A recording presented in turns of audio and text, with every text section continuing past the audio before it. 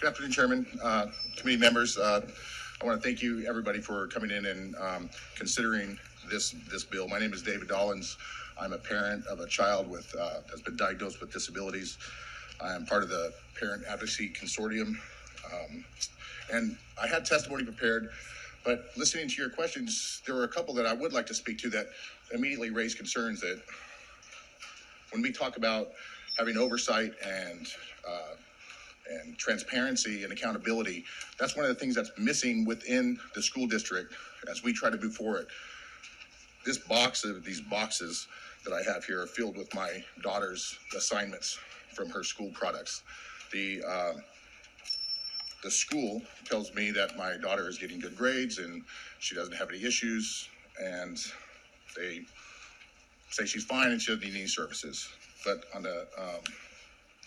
but what they do is they change the language and tell you that she's on grade level with peers, right? They change the language instead of saying, instead of applying the college and career readiness standards that Maryland says all students should meet by grade level. The ones in red are the ones that my daughter can't meet. These start from down to grade 1, going up to, she's in grade 7. She's about 5 or 6, 7 years behind in some areas.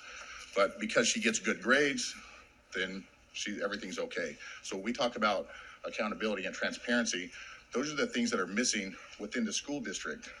There's a war going on against children with disabilities. And it's not just war, because it trickles down into general education as well. When we lower the bar from the standards and we start bringing it down to average so everybody else can be on grade level with peers, then you're impacting the entire school system, right? So they start this again. If I can just go through my testimony, it might be helpful. So we're going to start using the clock soon. That's 2.5 minutes. Okay, so I'll get through this. So there's a war really against children with special education. So a director of special education here, at one time, she says, we now have a lot of parents who see their children as more disabled than maybe they are, or having a disability when maybe they don't, and have a disability or don't have an academic impact from a disability. That's the position that the director of special education uses as the war cry to deny kids services, to deny kid help, to limit services. Under IDEA, so schools know that parents, people, they inherently trust them. We send our children out every day. The school understands this trust, and they know that they're in a position of power, and the general population has faith that their children are going to be adequately educated. And they rely on that trust to cajole parents into thinking they're trying to help. That's far from the truth. And while we're focused on the denial of services under IDEA, we're learning that the tactics that schools use are probably impacting the general education. We found, us personally, that teachers in our daughter's school are manipulating and fabricating grades. They're ignoring the grading policy and giving credit for work that wasn't completed or not turned in at all. We have found that the school has disassociated grades from learning. Instead of grading to standards, terms like on grade level with peers have been invented to give the appearance of progress. Instead of a student meeting grade level standards, teachers and staff say, your child will show growth, not towards the standards, just from wherever they're at. So if a student is 5 years behind in reading, growth can be considered 4.5 years behind, but she'll never be given the support to get to grade level. There's currently no accountability for any of this. It's quietly happening while parents are admiring their children's good grades.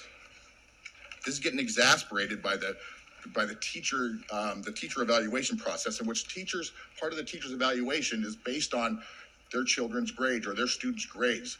The grades that the teachers give to the students, they get evaluated on. That determines their promotions. It determines their retention, their bonuses.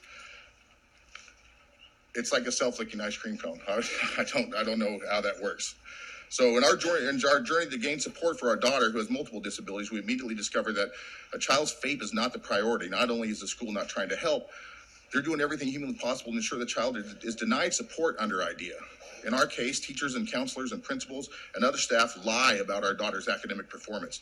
Teachers are fabricating and manipulating grades in order to create an inflated and false academic profile of a child, a profile that they then use to say, your child's getting good grades and obviously there aren't any concerns.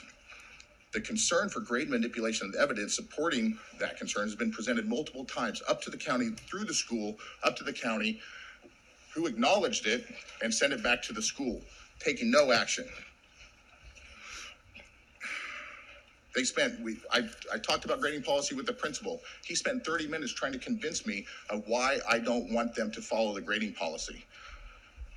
It's amazing. So when we talk about accountability and transparency, it's very important that we start applying that down to the school level from a bottom up and understanding the impact. Thank you, Mr. Dollins.